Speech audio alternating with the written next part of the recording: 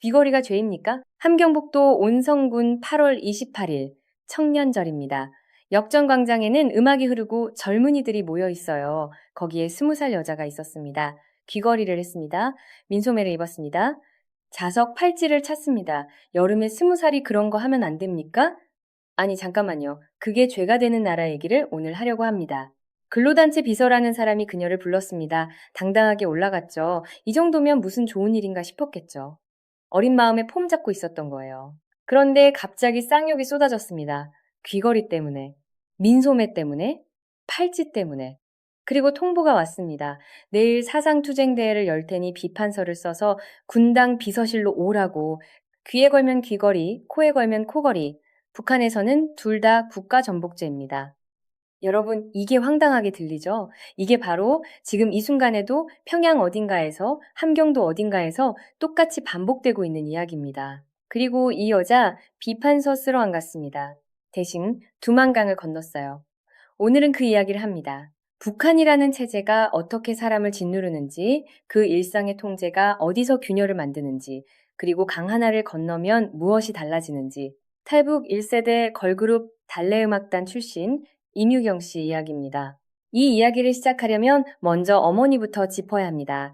임유경 씨 어머니는 1997년 혹은 1998년 고난의 행군이 절정이던 시절에 먼저 탈북했습니다. 남편과 둘이서 비밀리에 합의를 봤어요. 중국에서는 여자가 일할 수 있는 곳이 더 많다는 얘기를 들었기 때문이었습니다.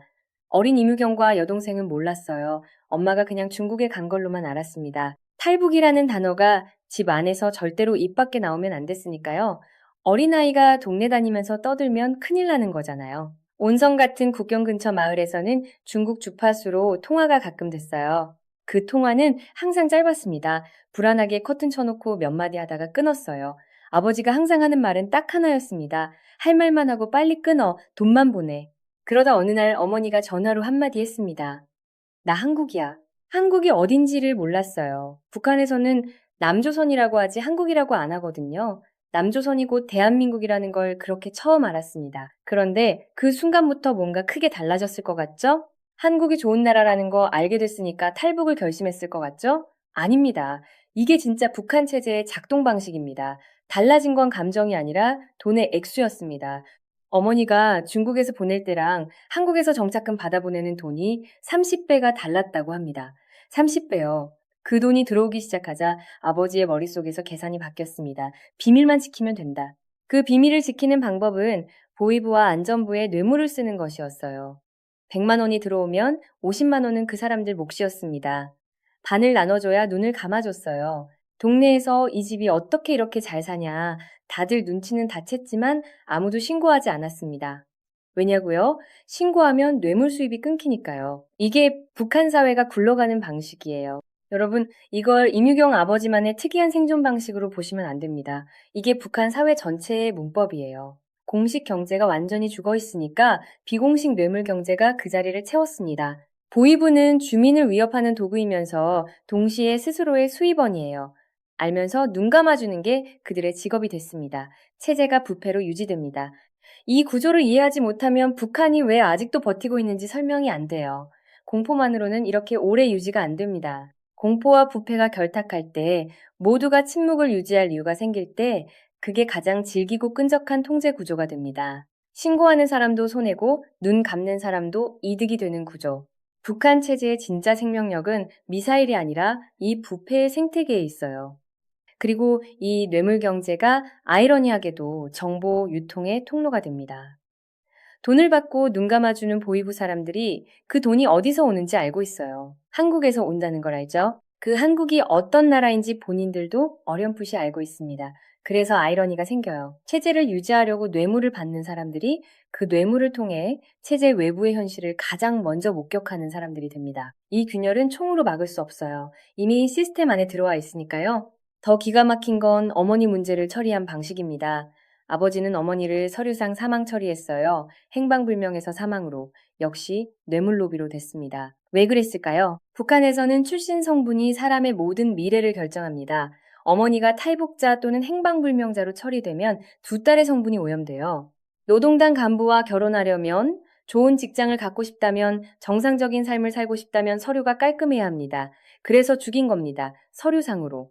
고난의 행군 때 굶어 죽은 사람이 워낙 많았기 때문에 행방불명자를 사망으로 처리하는 게 어렵지 않았어요. 뇌물만 쓰면 됐습니다. 나중에 임유경이 아버지한테 그걸 왜 그렇게 했냐고 물었더니 아버지가 말했다고 해요. 너희가 나중에 시집이라도 잘 가야 하지 않겠냐고. 이게 북한이라는 나라에서 부모가 자식을 위해 할 수 있는 최선이었습니다. 살아있는 엄마를 죽은 사람으로 만드는 것. 그런데 더 섬뜩한 게 남아 있습니다. 임유경 씨가 나중에 한국에 와서 달래음악단으로 데뷔하고 KBS, MBC, SBS 공중파를 타기 시작했을 때 북한에서 그걸 다 알고 있었어요. 어느 날 아버지 전화가 왔습니다. 너 TV에 나온다며? 누가 알려줬냐고 물었더니 보이부 사람이 소주 한잔 하면서 얘기해줬대요. 아코디언 들고 어느 방송에 나오고 어떤 공연을 했고 어떤 토크쇼에 출연했는지까지 다 알고 있었습니다.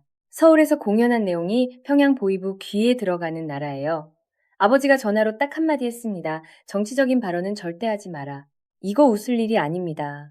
북한 체제가 한국에서 활동하는 탈북민을 실시간으로 추적하고 관리하고 있다는 얘기예요. 알면서 관리하는 겁니다. 왜 내버려 둘까요? 그냥 두는 게 이득이 될 때 둡니다. 가족이 인질이에요. 북한에 남은 아버지와 동생이 있는 한 임유경은 정치적으로 예민한 발언을 함부로 못합니다. 이게 체제가 탈북민조차 활용하는 방식입니다. 몸은 한국에 있어도 입은 평양이 잡고 있는 거예요. 탈북은 탈출이지만 완전한 자유가 되기까지는 또 다른 시간이 필요합니다. 그러면 한번 생각해 봅시다. 이 모니터링 구조가 실제로 얼마나 광범위하게 작동하는지. 달래음악단은 탈북 1세대 걸그룹으로 미국, 영국 등 해외 인터뷰까지 나간 팀이에요. 그 정도면 북한 입장에서도 상당히 주목할 수밖에 없는 케이스겠죠. 하지만 일반 탈북민들도 다를 게 없습니다. 가족이 북에 있는 한 그 가족은 관리 대상이에요. 체제는 가족을 통해 탈북민의 행동 반경을 간접적으로 통제합니다. 국경 너머에서도 작동하는 공포예요.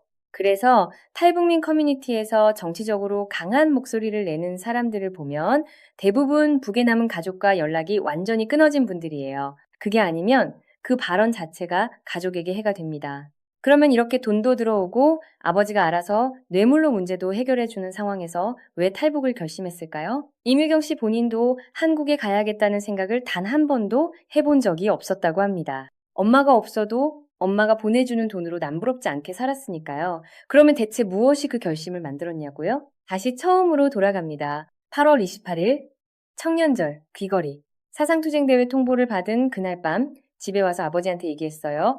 아버지는 내가 알아서 해결해 줄게 했습니다. 뇌물이면 해결되는 나라니까요. 그런데 그게 너무 무섭더래요. 비판대에 서야 한다는 게 온성 국민들이 다 모인 공개 자리에서 내가 귀걸이 했다는 이유로 비판받는다는 게 아버지가 돈으로 해결해 준다 해도 그 자리에 서야 한다는 사실 자체가 뼛속까지 무서웠습니다. 그래서 아버지 없는 사이에 엄마한테 전화를 했어요. 나 얼굴 들고 다니기 창피할 것 같아. 불안해. 그 한마디에 엄마가 브로커를 보냈습니다. 비판서 쓸어 가야 하는 날, 임유경은 두만강을 건넜어요. 가야지 결심하고도 못 가는 사람이 얼마나 많은데 그녀는 그런 결심 한 번 없이 귀걸이 하나 때문에 강을 건넌 겁니다. 임금님 귀는 당나귀 귀. 북한에서는 모두가 알고 있지만 아무도 말하지 못합니다. 귀걸이 하나가 그 침묵의 벽에 처음 금을 냈습니다. 중국을 거쳐 캄보디아에서 4, 5개월을 보내고 드디어 한국 공항에 도착했습니다. 처음 화장실에 갔을 때 수도꼭지가 없었어요. 손을 씻으려는데 물이 안 나오는 겁니다. 뭐지 이거? 한참을 서 있다가 알고 보니 자동 센서 수전이었죠. 21세기 대한민국의 공항 화장실이 북한의 그 어떤 혁명 기념관보다 더 충격적이었습니다. 이게 단순히 웃기는 에피소드가 아닙니다. 수도꼭지 하나에 담긴 인프라 격차가 두 체제가 사람에게 얼마나 다르게 투자해왔는지를 그대로 보여주는 겁니다. 편의를 위해 사람에게 투자하는 나라와 통제를 위해 사람에게 투자하는 나라, 그 차이가 공항 화장실 하나에 다 들어있었습니다. 하나원을 나와서 임유경이 제일 먼저 한 일이 뭔지 아세요? 이만한 귀걸이를 달고 나갔습니다. 가장 크고 화려한 걸로. 귀걸이 했다는 죄로 비판대에 설 뻔했던 여자가 한국에 와서 한이 맺혀 제일 화려한 귀걸이로 시내를 걸어 다닌 겁니다. 탈북민 여성들 사이에서 이게 공통된 이야기라고 해요. 다들 한국에 와서 귀걸이 먼저 한 맺힌다고. 그 작은 행동 하나에 쌓여있던 게 얼마나 많았는지가 느껴집니다. 귀걸이 하나가 자유의 첫 번째 언어가 된 겁니다. 9년 만에 만난 딸을 보고 어머니가 첫마디로 한 말이 문신 어쩔 거야 였다고 합니다. 반가운 마음에 펑펑 울고 있는 딸한테 달려오면서 한 첫마디가 그거였어요. 북한에서는 30, 40년 전 한국에서 유행하던 눈썹 문신이 그때서야 유행이었거든요. 어머니 눈에는 딸 얼굴보다 문신이 먼저 들어온 겁니다. 하나원, 졸업하자마자 문신부터 빼줬다고 했어요. 정보가 막히면 시간도 막힙니다. 패션도 막히고 문화도 막히고 세상이 어떻게 돌아가는지도 막힙니다. 북한에서 3, 40년 전 한국 유행을 지금 따르고 있다는 건 그 사이에 세상이 얼마나 달라졌는지를 아무도 가르쳐주지 않았다는 뜻이에요. 그런데 한국 시골 얘기도 들어보셔야 합니다. 임유경 씨가 한국에 와서 지방 축제들을 다니기 시작했을 때 가장 충격을 받은 게 도로였다고 해요. 시골인데 포장이 다 돼 있는 겁니다. 비포장 도로가 없어요. 전기가 들어와요. 자동차가 있어요. 벽걸이 TV가 있어요. 그러면서 생각했다고 합니다. 이렇게 좋은데 여기를 시골이라고 한다고. 북한 기준으로 생각하면 이건 도시보다 더 도시예요. 공기 좋고 산 있고 물 맑은 곳인데 기반 시설이 이렇게 갖춰진 곳은 북한에 없습니다. 평양 빼고는요. 그 평양도 내부를 들여다보면 다른 이야기가 나오지만 국가가 어디에 자원을 쓰느냐 그게 시골의 모습으로 드러납니다. 북한의 지방 도시들은 수십 년째 멈춰 있어요. 한번 비교해 보세요. 대한민국 시골의 할머니 집에 있는 벽걸이 TV 화질이 북한 평양 최신 아파트 TV보다 좋을 가능성이 높습니다. 이게 단순한 경제력 차이가 아니에요. 이게 두 체제가 60년 동안 선택해온 방향의 차이입니다. 한 나라는 구성원 한 명 한 명의 삶을 끌어올리는 쪽으로 갔고 다른 나라는 체제를 유지하는 쪽으로 자원을 몰았습니다. 한국 시골 할머니의 벽걸이 TV가 어떤 의미에서는 두 체제 60년 역사의 성적표예요. 그리고 아이를 낳으면서 또 다른 충격의 파도가 왔습니다. 버튼 하나 누르면 분유가 알아서 타지는 기계, 흔들거리며 혼자 아기를 재우는 침대, 아파트 단지마다 들어서 있는 어린이집, 집 앞까지 오는 노란 통학버스, 연령별로 다르게 구성된 장난감 체계, 그리고 교사 한 명이 볼 수 있는 아이 수를 나라에서 법으로 정해두는 시스템. 이걸 처음 접했을 때의 감각은 신기함이 아니라 슬픔에 가까웠다고 합니다. 아, 북한 아이들이 참 불쌍하다. 아니, 북한 여자들도 참 불쌍하다. 그런 생각이 먼저 왔다고 했어요. 북한 타가소에서는 교사 한 명이 아이 30, 40명을 봅니다. 사고가 나도 그냥 다반사예요. 어쩔 수가 없습니다. 선생님이 너무 많은 애를 봐야 하니까요. 그리고 타가소에 들어가는 순간부터 시작되는 게 김씨 일가 충성 교육입니다. 아직 부모 이름도 잘 모르는 나이에 위대한 수령동무 이름은 먼저 외워야 합니다. 감사합니다를 외쳐야 하는 대상이 부모가 아니라 국가 지도자예요. 한국 어린이집에서 아이들이 장난감 빨고 친구 거 빼앗고 뒹굴며 그냥 아이답게 노는 동안 북한 아이들은 혁명사상을 주입받습니다. 이게 단순한 교육 방식의 차이가 아닙니다.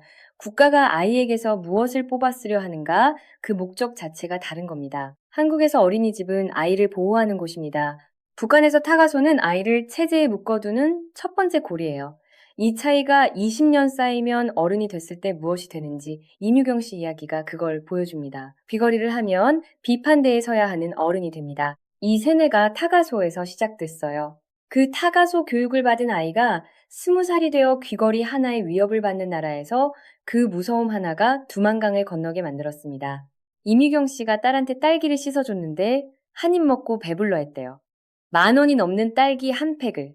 그 순간 생각이 난 거예요. 몰래 찍힌 영상 속 북한 아이들, 갈비뼈만 남아서 길을 걷는 아이들을 먼 저주를 받았기에 저 땅에서 아이들이 저렇게 사나 싶더래요. 그 아이들도 그냥 아이로 태어난 것뿐인데 체제를 선택한 게 아니라 태어난 땅이 운명을 선택한 겁니다. 딸기 한 팩과 갈비뼈만 남은 아이들 사이의 거리가 두만강 하나의 거리예요. 여기서 이 이야기의 핵심이 나옵니다. 북한 체제가 흔들리는 건 외부의 군사 위협이나 국제 제재 때문만이 아닙니다. 귀걸이 하나, 민소매 하나, 공항 화장실에 자동 수전 하나, 이런 일상의 균열에서 체제의 모순이 드러납니다. 임유경이 탈북을 결심한 건 이념 때문이 아니었어요. 귀걸이를 하고 싶었고 그것조차 허락하지 않는 나라가 무섭고 창피했기 때문입니다. 그 감정 하나가 두만강을 건너게 했어요.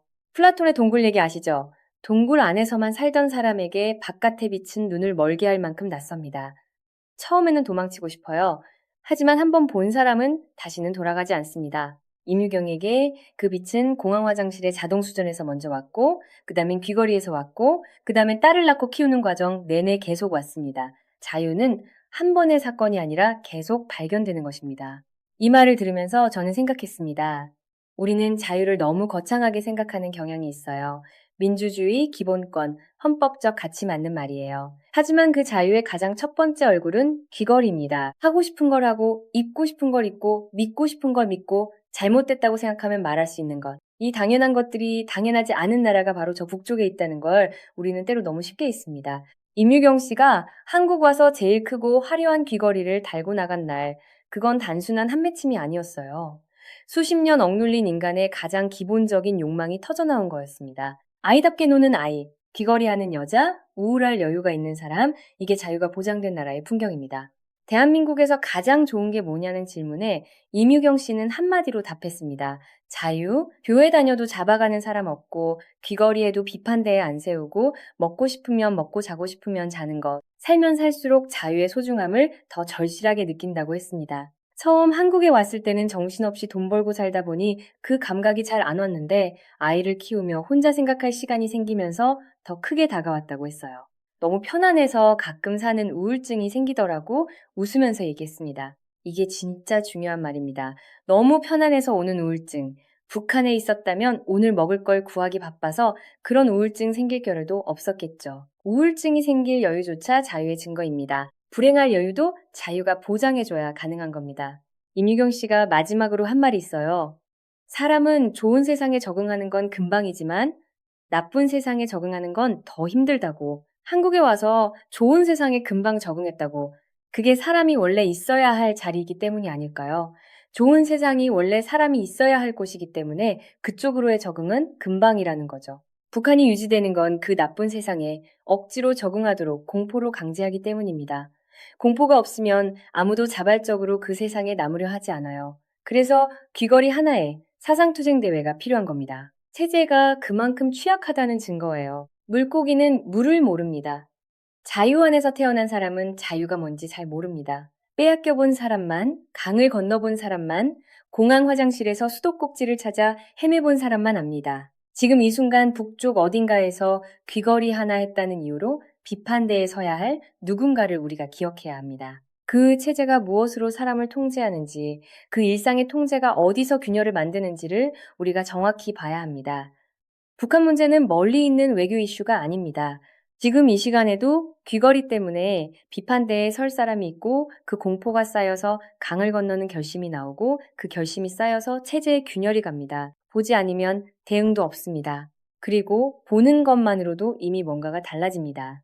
우리가 알고 있다는 것, 기억하고 있다는 것이 침묵을 강요받는 사람들에게는 그 자체로 의미가 됩니다. 귀걸이 하나가 두만강을 건너게 만들었듯이 우리의 관심 하나가 어딘가에서 다른 문을 여는 첫 번째 균열이 될 수 있습니다. 이 이야기가 의미 있으셨다면 구독과 좋아요 부탁드립니다. 북한 체제와 한반도의 흐름 계속 같이 추적하고 싶으신 분들은 알림 설정도 함께 해주세요.